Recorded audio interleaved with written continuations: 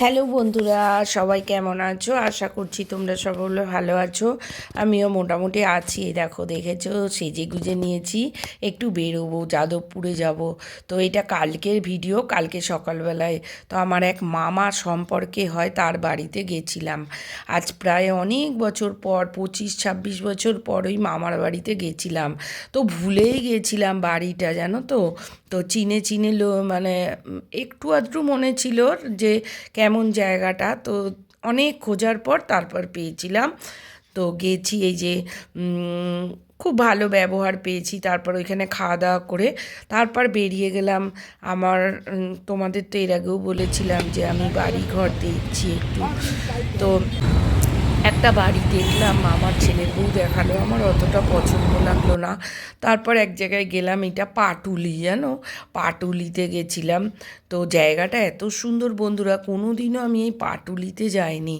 তো এইখানে দেখো, আমার বর চা কিনলো, একটু চা, একটু ডিমের মামলেট কিনলাম, খেলাম। তো এই যে বুড়িটা বসেছিল এই চায়ের দোকানের, ওনাকে বললাম যে এরকম কিছু ফ্ল্যাট ট্ল্যাট খালি আছে নাকি। তা ওনার ছেলে একজনকে নিয়ে এলো, একটা ফ্ল্যাট দেখাতে নিয়ে গেছিলো। এই যে এইখানে রাস্তাটা দেখো, এত সুন্দর বন্ধুরা।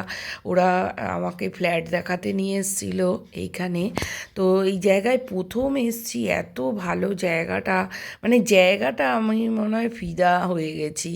কিন্তু দেখো, সবই ভালো, ফ্ল্যাটটা অনেক বছরের। এই যে ফ্ল্যাটটার গ্রাউন্ড ফ্লোরটা দেখো, নিচটা এরকম পার্কিং আছে। নিচে কোনো ফ্ল্যাট নেই, যা ফ্ল্যাট আছে ওপরে।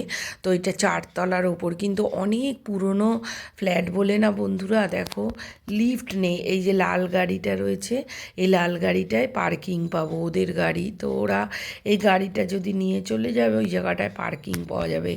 তার সবই ভালো মোটামুটি। দেখো সিঁড়িগুলো মোজাক করা, একদম মানে নিট অ্যান্ড ক্লিন বলে না, সেই রকম, মানে কোনো নোংরা বা কিচ্ছু। এক একটা ফ্লোরে দুটো করে রুম। তো এই যে চলে এলাম ফ্ল্যাটটায়। ফ্ল্যাটটা 94 সালের ফ্ল্যাট, অনেক বছরের পুরনো ফ্ল্যাট। এই যে ফ্ল্যাটটা কিন্তু দেখলে মনে হয় না পুরনো ফ্ল্যাট, না এগুলো পোক্ত হয়, জানো তো। এখনই না যত মানে ভেজাল হয়ে গেছে, কিন্তু পুরনো জিনিস পোক্ত। আর মেঝেটা এত সুন্দর, মানে ফ্ল্যাটটা আমার ভীষণই পছন্দ হয়েছিল। 2 রুমওয়ালা ফ্ল্যাট, খুবই ভালো লেগেছিল। আর 2 রুমের সাথে 2 বেলকনি। কিন্তু এই যে দেখো, এই কিচেন আর টয়লেটটা একদম বাড়ির ঈশান কোণে রয়েছে। কারণ এখন আমরা দেখো বাস্তু মেনে চলি, এখন যত সব জায়গায় বাস্তু মেনেই সবাই চলে। তো বাস্তু দেখে জেনে বুঝে তো কেউ করবে না বলো, বা কারুর ক্ষতি তো কেউ চাইবে না। দেখো রুমটাও বড়, সব ভালো। ফ্ল্যাটটা আমার ভীষণ বন্ধুরা পছন্দ হয়েছিল।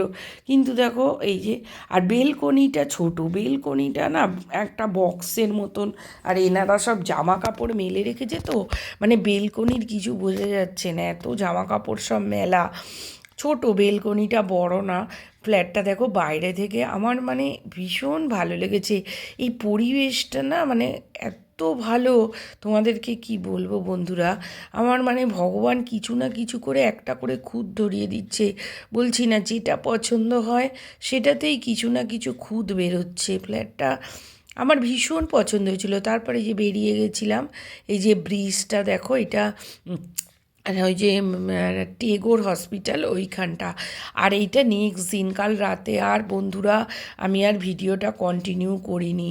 তো ওই রাতে বিরিয়ানি নিয়ে এসেছিলাম, আর দই মিষ্টি এইসব নিয়ে এসেছিলাম। তো ওই মানে বিরিয়ানি ফিরিয়ানি খেয়েছি রাতে, দইটা খাইনি। তালশাঁস মিষ্টি নিয়ে এসেছিলাম, এইসব এনেছিলাম। তো ওই রাতে খেয়েছিলাম। তা আজকে সকালবেলায় আবার এই যে রান্না স্টার্ট করে দিয়েছি। দাদা ভেটকি মাছ এনেছিল, চিংড়ি মাছ, ছেলের চিকেন। তো এই চিংড়ি পেঁয়াজ ভাজা করছি, ভেটকি মাছ আমাকে বলেছে ফুলকপি আলু দিয়ে ঝোল খাবে দাদা।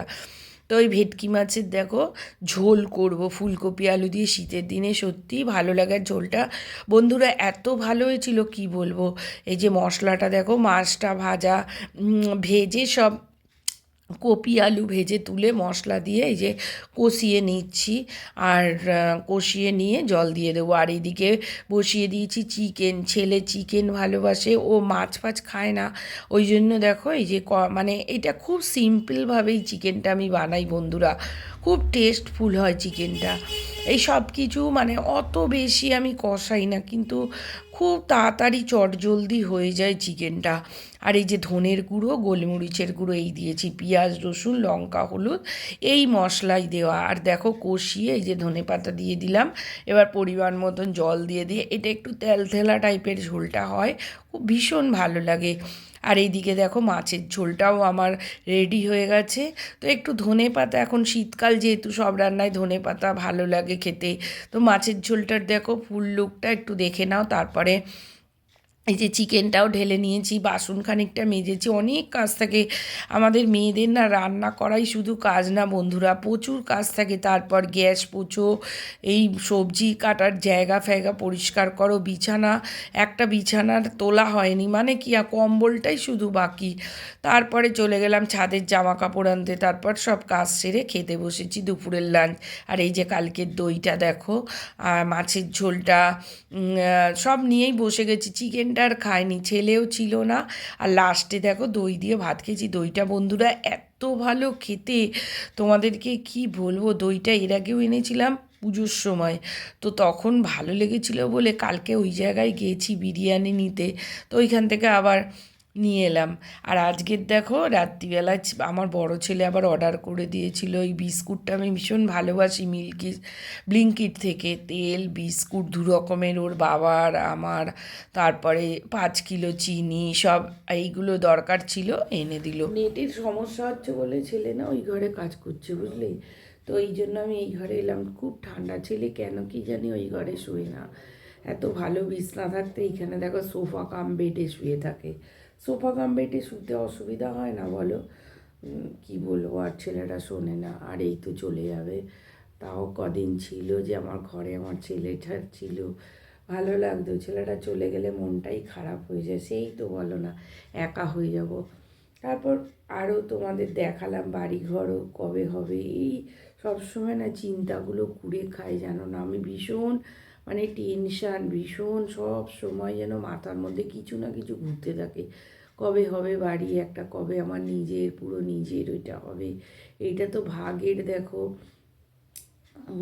যদিও এই নিচতলাটা আমারই, কিন্তু তাও একটা পার্সোনাল বেশ নিজের থাকবে, নিজের হবে, এরম কে না চায়, তাই না বলো। কবে হবে এখন দেখছি তো অনেকগুলোই, এখন কি কপালে আছে জানি না, কবে কি হওয়ার হবে দেখা যাক। ভগবান যেখানে লিখে রেখেছে সেখানে তো হবেই বলো, তার তো বাইরে যাবে না। যেখানে লেখা, ভাগ্য বিধাতা যেখানে লিখে দিয়েছে তার উপরে তো আমরা আর যেতে পারি না, না। তো দেখা যাক, চিন্তা ভাবনা করে লাভ নেই, যখন যেটা হবে। কিন্তু মনকে তো দিতে পারি না, শুধু মনে হয় কবে হবে কবে হবে। ছেলেটা এসেছিল, ভাবলাম একটা ফাইনাল কিছু করে নেবো, আর হচ্ছে আর না। একটার পর একটা খুঁত বেরিয়ে যাচ্ছে, কি বলবো আর। যেটাই ভালো লাগে কিছু না কিছু খুঁত বেরিয়ে যায়। আর যেগুলো খারাপ লাগে তো বাদই দাও সেগুলোর খুদের কথা, কিন্তু যেগুলো ভালো লাগে খুদ বেরিয়ে যায়। নয় দামে হয় না, দামে যদি হয় তো ঠিক হয় না, মানে এইভাবে চলছে। তো চলো বন্ধুরা, আর দেরি করব না, ভিডিওটা আমি এখানে শেষ করছি। তো টাটা।